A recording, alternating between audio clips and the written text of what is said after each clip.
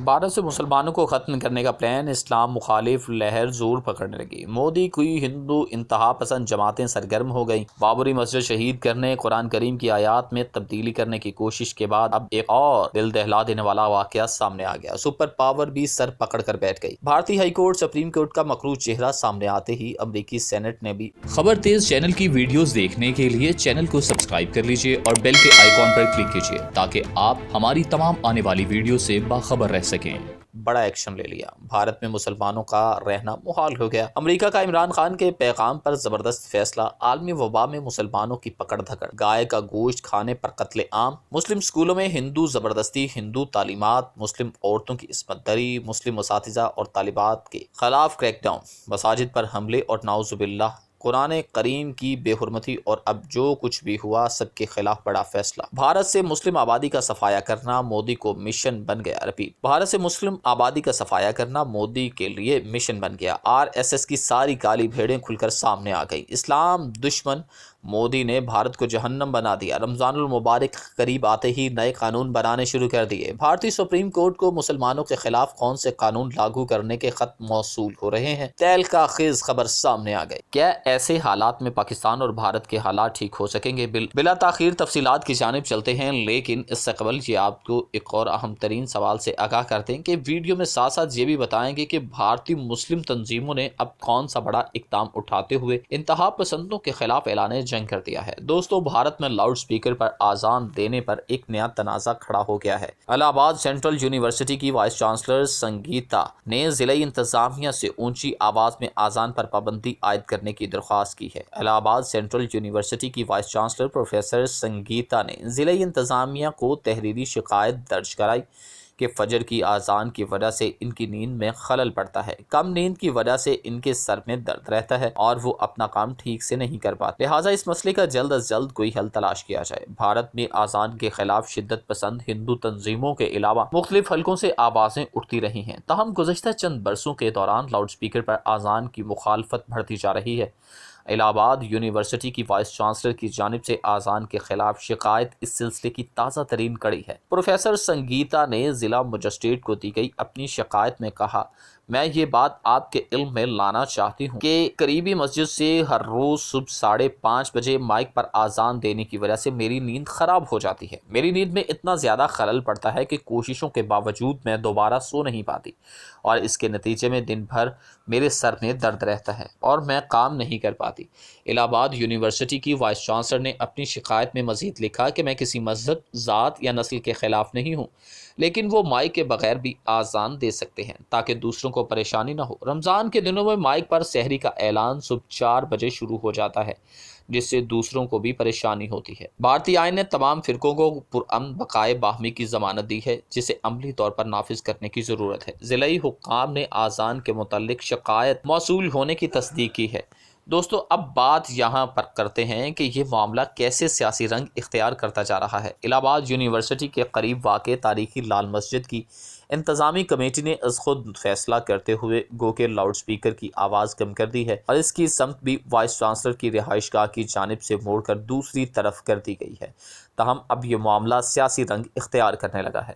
مختلف سیاسی تنظیموں نے آذان پر پابندی کے خلاف شہر میں مظاہرے کیے۔ اپوزیشن کانگریس سے وابستہ طلبہ تنظیم NSUI نے وائس چانسلر کا پتلا بھی جلایا اور کہا کہ یہ مذہبی منافرت کو ہوا دینے کی BJP کی چال ہے۔ اس تنظیم نے آذان پر پابندی کے مطالبے کی مذمت کی اور سوال کیا کہ صرف آذان سے ہی شہریوں کی نیند میں خلل کیوں پڑتا ہے؟ بھجن، کیرتن، آرتی اور کتھا کے دوران بھی ہونے والے شور و غل سے انہیں پریشانی کیوں نہیں ہوتی؟ اس پر مسلم مذہبی رہنماؤں نے بھی شدید رد عمل دیا۔ بھارتی مسلمانوں کی نمائندہ تنظیم آل انڈیا مسلم پرسنل لا بورڈ کے رکن اور معروف دینی درسگاہ کی لکھنؤ کے فرنگی محل کے سربراہ مولانا خالد رشید فرنگی محلق کہتے ہیں کہ آذان سے متعلق الہ آباد یونیورسٹی کی وائس چانسلر کے خط کی ہم مخالفت کرتے ہیں۔ انہیں یہ معلوم ہونا چاہیے کہ بھارت گنگا جمنی تہذیب کے لیے مشہور ہے۔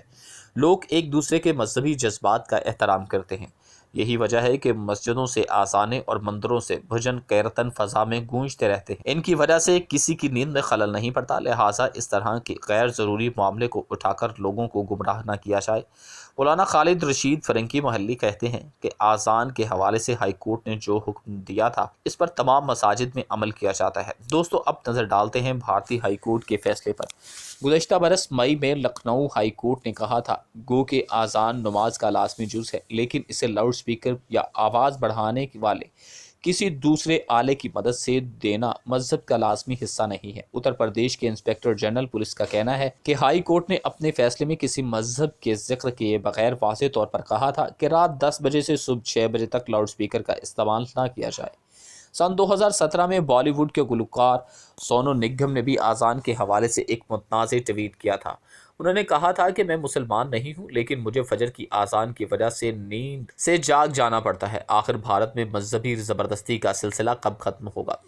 سونو نگم کے اس ٹویٹ پر کافی ہنگامہ ہوا تھا۔ بالی ووڈ کی مختلف شخصیات نے ان کے بیان کی مذمت کی تھی، جبکہ ایک حلقہ ان کے حق میں کھڑا ہو گیا تھا۔ نغمہ نگار جاوید اختر نے گزشتہ برس کہا تھا کہ آذان پر کسی کو اعتراض نہیں، لیکن لاؤڈ سپیکر کی وجہ سے کسی کو تکلیف نہیں ہونی چاہیے۔ ان کا کہنا تھا کہ کسی تہوار کے موقع پر اگر لاؤڈ سپیکر کا استعمال کر لیا جائے تو کوئی مذائقہ نہیں، لیکن ہر روز مندروں اور مسجدوں میں اسے استعمال نہیں کیا جانا چاہیے۔ آذان اعتقاد کا حصہ ہے، لیکن یہ آلہ نہیں۔ دوستو اس سے قبل بھارت میں ایک ایسا واقعہ دیکھنے کو ملا تھا جس کی وجہ سے تمام مسلم ممالک میں ایک کھلبلی مچ گئی تھی، اور عالمی عدالت میں بھی بھارت کے خلاف ایک قرارداد پیش کی جا چکی ہے۔ بھارت اب مذہبی لحاظ سے جیسا کہ رویہ اختیار کرتا جا رہا ہے، یہ مسلمانوں کے لیے ناقابل برداشت ہے۔ حال ہی میں بھارت کی مسلم تنظیموں نے ملک کی سپریم کورٹ سے قرآن سے 26 آیات حذف کرنے کی اپیل کرنے والے درخواست گزار کے خلاف کارروائی کا مطالبہ کیا تھا۔ یہ درخواست ریاست اتر پردیش کے شیعہ سینٹرل وقف بورڈ کے سابق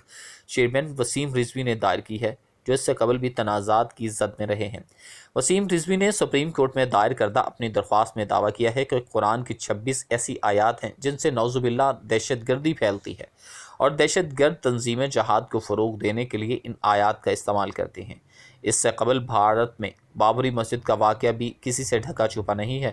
سب سے حیرت کی بات یہ تھی کہ بھارتی ریاست اتر پردیش کے ضلع آگرہ میں مہاشی وراتری کے موقع پر تاج محل میں ہندو انتہا پسندوں نے چڑھائی کر دی۔ شیو پوجا کی کوشش میں ہندو وادی تنظیم کی خاتون ذمہ دار اور 2 کارکنوں کو CISF نے حراست میں لے لیا ہے۔ بھارتی میڈیا کے مطابق تینوں کو پولیس کے حوالے کر دیا گیا تھا۔